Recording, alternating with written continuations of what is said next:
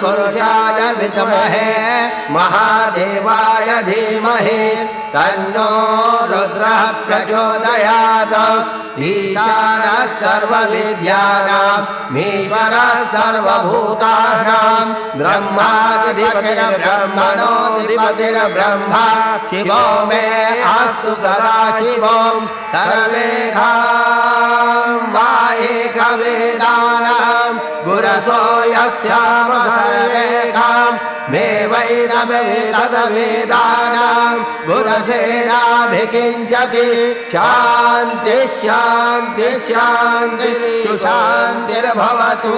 सर्वारिष्टशान्तिर्भवतु अनेन पूजनपूर्वकरुद्राभिषेककर्मण कृतेन